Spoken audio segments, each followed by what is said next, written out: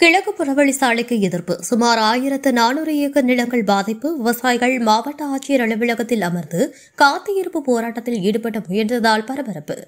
கோவை கிழக்கு புறவழிச்சாலை திட்டத்தை கைவிட வலியுறுத்தி கோவை மாவட்ட ஆட்சியர் அலுவலகத்தில் 100க்கும் மேற்பட்ட விவசாயிகள் கூடி மனு அளிக்க வந்தனர். அப்பொழுது மாவட்ட ஆட்சியர் அலுவலக வளாகத்தில் அமர்ந்து போராட்டத்தில் ஈடுபட முயன்றதால் பரபரப்பு ஏற்பட்டது. இதுகுறித்து விவசாயிகள் கூறும்போது, இந்த திட்டம் அமல்படுத்தப்பட்டால் சுமார் 1400 ஏக்கர் நிலம் பாதிக்கப்படுவதுடன் 4000க்கும் மேற்பட்ட விவசாய குடும்பங்களின் வாழ்வாதாரம் மிகுந்த பாதிப்புக்கு உள்ளாகும் என்று அவர்கள் தெரிவித்தனர். மேலும் பேசிய விவசாயிகள், கடந்த 6 வருடங்களுக்கு முன்பு குருமம்பாளையம் முதல் சத்திவரை தேசிய நெடுஞ்சாலை விரிவாக்கம் என்ற பெயரில் 2000 ஏக்கர் நிலம் பறிக்க திட்டமிட்டனர். அதனையடுத்து எங்கள் போராட்டத்தால் தடுத்து நிறுத்தினோம். இப்போது அதேபோன்று புறவழிச்சாலை பெயரில் விவசாய நிலங்களை பறிக்க அரசு முனைவது புரியவில்லை. இருக்கும் சாலைகளை விரிவுபடுத்த போதுமான இடம் உள்ளது. அதையும் விடுத்து டோல்கேட் அமைத்து வசூல் செய்வதற்காகவே இந்த திட்டம் கொண்டுவரப்பட்டுள்ளது. ரியல் எஸ்டேட்காரர்கள் மற்றும் தொழிலதிபர்களுக்கு சாதகமாக திட்டம் வகுக்கப்படுகிறது. ஆனால் அவர்களிடமிருந்து ஒரு சென்ட் நிலமும் எடுக்கப்படவில்லை.